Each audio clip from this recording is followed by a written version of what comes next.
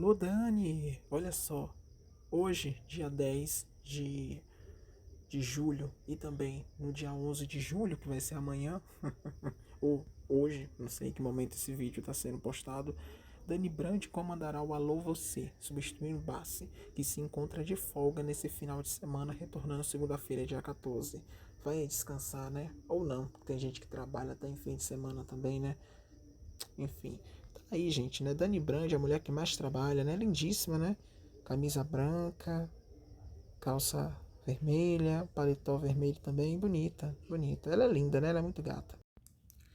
Alô, Dani! Às 11h41 em São Paulo, alô você, com o Dani Brand marcou 3,2 pontos. Está em terceiro lugar com cerca de 638 mil pessoas assistindo, ficando atrás do Mais Você com 7,8 e do Balanço Geral com 4,1, dados prévios de Breno Moura. A Dani está segurando a audiência bem do Bassi, né? Continuando falando da Dani Band, né, gente? Às 1h05 da sexta-feira, dia 11 de julho, o Alô Você passou no teste mais uma vez com Dani Brand no comando. O programa marcou 3,7 pontos em São Paulo, segundo dados prévios à boa fase no horário. Pois é, tá crescendo, né, a audiência, Breno Moura. E o interessante é que ela segurou, ou seja, o público do Bassi não a rejeitou. O público do SBT gosta da Dani Brand, né, naquele horário. Interessante. Bem, se o Alô Você foi bem, o Fofocalizando foi mal com pautas bem frias, bem sem graças, né? Tipo a coxa do Leonardo, por exemplo.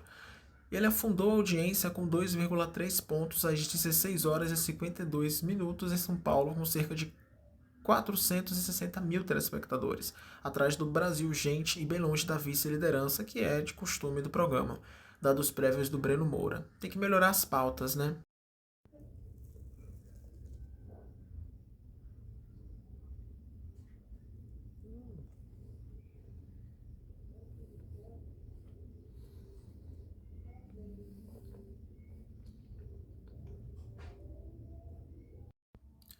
Gente, o SBT confirmou a estreia do novo Casos de Família para o dia 21, mas até agora nada foi gravado.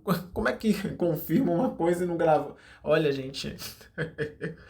Ai, ai. A primeira gravação está marcada só para a próxima quinta-feira, Flávio Rico. Será que vão gravar mesmo? Só Deus sabe, né? Vindo do SBT. Tava demorando. Cristina Rocha acaba de anunciar que a estreia do Caso de Família foi adiada do dia 21 para o dia 28. As gravações ainda não começaram. Gente, o SBT é maravilhoso, né?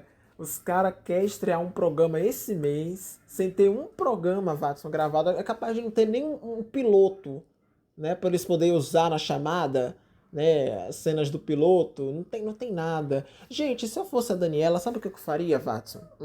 Eu aproveitava, eu aproveitava e dava um jeito de esticar um pouco mais a sessão dorama. Aí o Marcelo, eu nem tirava do ar.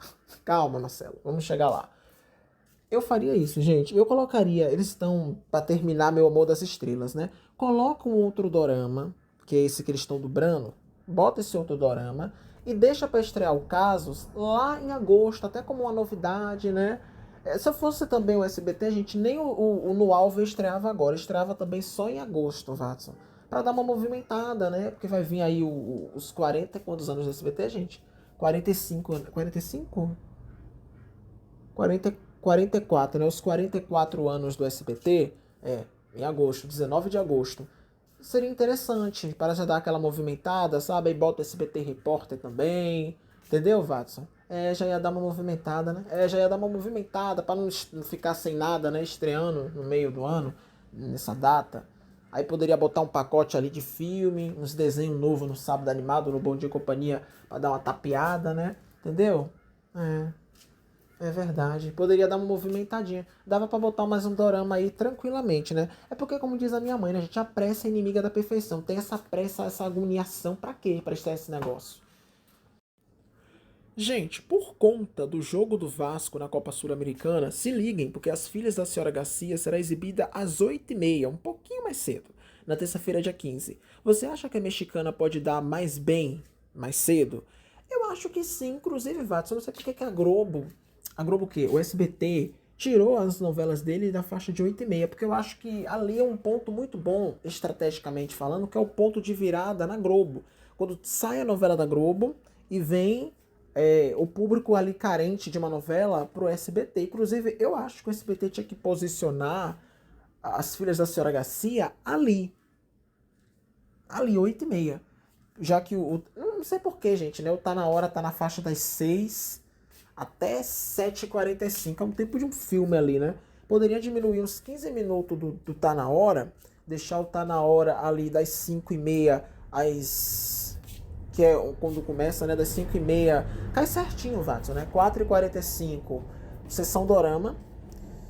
5h30 tá na hora Brasil, 6h30 tá na hora São Paulo, 6h30 SBT Brasil, 8h30 As Filhas da Senhora Garcia, 9h30 poderiam botar Eternamente Apaixonados, lá por volta de umas 10h20 por aí, botar o Ratinho, aí seguiria a programação normal, ou puxaria o Ratinho ali para a faixa de Eternamente Apaixonados e botaria, no caso você daria uma segunda chance para Eternamente, né?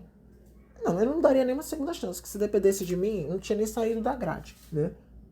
Mas já começa por aí, Marcelo. Não teria nem. Não teria saído, não, né? Não teria, é uma falta de respeito, né, gente? Mas enfim, o que vocês fariam aí nessa programação? Vocês estão gostando de As Filhas? Estão? Sim, não? Me conta. Gente, Reinaldo Faria tem comandado de perto o crescimento de As Filhas da Senhora Garcia, no SBT. O diretor lidera as estratégias para impulsionar o desempenho da novela mexicana, ajustando o horário conforme a audiência do dia anterior e inclusive escrevendo chamadas Gabriel de Oliveira. Gente, o Rinaldi, ele tá pegando meio que um lado do Silvio Santos, que o Silvio Santos que tinha isso, né? Estreia depois do negócio da Globo, bota ali antes do negócio da Globo, bota umas chamadas assim provocando a concorrência. Ele tá indo para um lado meio Silvio Santos da coisa, né? Enfim. Vocês estão gostando de As Filhas da Senhora Garcia? Me contem. Ratinho! Ratinho cravou 7,15 pontos às 10h46 e superou o Power Couple na Grande São Paulo com mais de 1,4 milhões de telespectadores exibindo vídeos na internet, dados prévios do Rick Souza. Você vê como o público do SBT, né? O Ratinho com o Jornal Racional marcou 7 pontos, 7,1. Bom e velho Ratinho. E os internautas, gente, né, estão comemorando a audiência astronômica do programa do Ratinho. José Rubens deve ser uma dessas pessoas, né? Que atingiu 7,1 após meses em baixa. Subida histórica, dizem nas redes. Quando eu vi que o Ratinho marcou 7,1, eu fiquei surpreendido, porque assim, o programa do Ratinho, ele geralmente fica na casa de uns 4, 5 pontos, né, Watson? Né? Não é muita audiência, mas também não é pouca audiência. E assim, ele subiu muita audiência do SBT no horário. Né? O Ratinho ele tem esse poder de subir a audiência às vezes do nada, né? Você vê o programa dele aí indo super bem. Parabéns a ele. Bem, gente, a Jovem Pan adiou mais uma vez a estreia do Tempo Real com Márcia Dantas e Bruno Pinheiro. Não conheço o Bruno, não.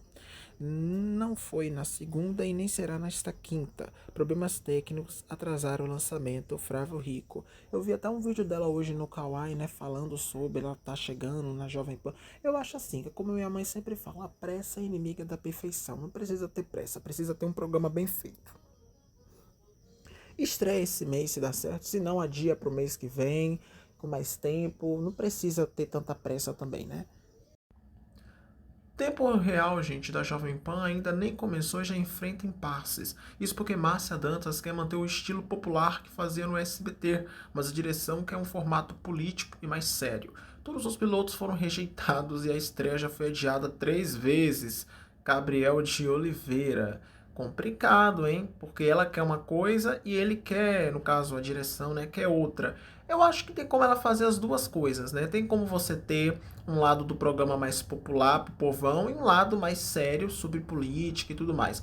A Márcia é uma apresentadora super popular e também uma apresentadora super capaz de fazer essa transição entre essas duas coisas, até porque ela fazia o SBT Brasil e a gente já percebia que ela conseguia misturar os dois assuntos também, inclusive até também não tá na hora.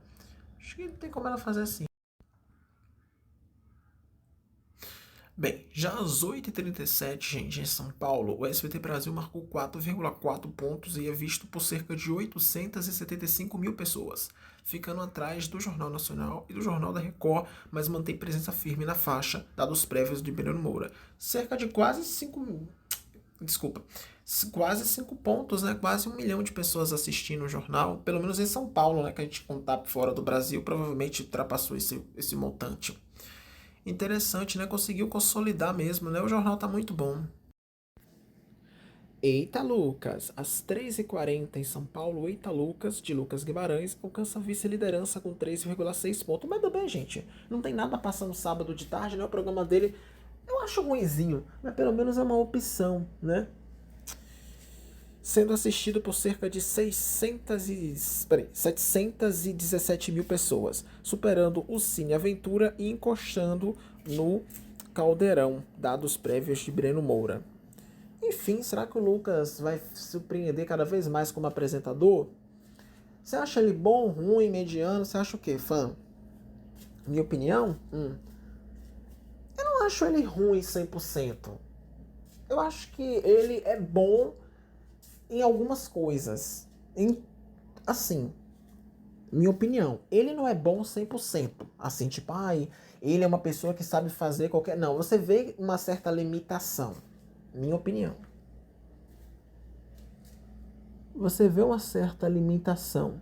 Porém, eu vejo também que ele é esforçado e que em algumas coisas, Watson, ele manda bem. Eu acho que o que falta pra ele talvez seja mais traquejo como apresentador, mas isso aí ele pode ganhar com o tempo, né? Enfim. Gente, vocês pensam que o Lucas parou de surpreender? Não parou não. O marido de Carlinhos Maia, Marcelo, às 16h27 do último sábado, dia 12 de julho, marcou 4 pontos. Acho que é a audiência maior do Eita Lucas até hoje, né? E segurou bem o público nos seus minutos finais, dados prévios do Breno Moura. Gente, vocês perceberam que o SBT da semana passada pra cá deu uma crescida na audiência? É Alô Você, Fofocalizando, SBT Brasil, Chaves, Eita Lucas, Ratinho, As Filhas da Senhora Garcia tá indo bem. Será que o SBT tá se encontrando? Fica a dúvida aqui. Cara, eu não falei que o SBT tá passando por um bom momento de audiência? Olha só, recebendo Alexandre Pires, Amaral e Duda Nagri, o Sabadão com Virgínia garantiu vice-liderança no SBT por volta de meia-noite e 19. Tu tava acordado, Marcelo, meia-noite e 19? Aí era 10h19, ele tava acordado sim. Com 4 pontos, cerca de 797 mil pessoas assistindo na Grande São Paulo, dados prévios de Breno Moura. Bem, o programa da Virgínia sempre marca por volta de 3, 4 pontos, então nem me surpreende, né? Tá indo bem. Gente, como ele tá bonito aqui, o Loreto. Olha só, eu falei recentemente aqui, há uns dias atrás, que a Carol Castro e o José Loreto iam ir lá pro programa Silvio Santos gravar, né? O jogo das 3 pistas. E eles gravaram. E vai ser exibido, tá, gente, né? Nesse próximo domingo. E dizem que animaram a plateia, hein? Olha só. Enfim, é tão bom a gente ver essas pessoas agora, né, na Globo, é, liberando para ir pro SBT, pra Record. Eu acho isso, tá passando um avião aqui. Eu acho isso tão legal, sabe? Porque antigamente a gente tinha muito essa pataquada, muito por parte da Globo, de não liberar os seus artistas, né? E agora a Globo libera, as pessoas vão lá no SBT, vão na Record, vão na Band, vão pros canais do YouTube, pros podcasts. Eu acho isso tão legal. Fora que é uma divulgação, né, pra própria emissora, né? Por exemplo, se a Globo liberasse ela enquanto ela estivesse fazendo Garota do Momento, coisa que eu acho que não ia acontecer, porque é bastante puxado, né? Tu sabe como é a rotina de gravação de novela. Mas assim, seria uma divulgação pra novela também, né? Acho que a Globo deveria ser um pouco mais esperta e liberal mesmo, né? E outra, né, gente, o SBT tá liberando tanta gente pra ir pra Globo que eu acho que é, de certa forma, um carinho deles também com a emissora.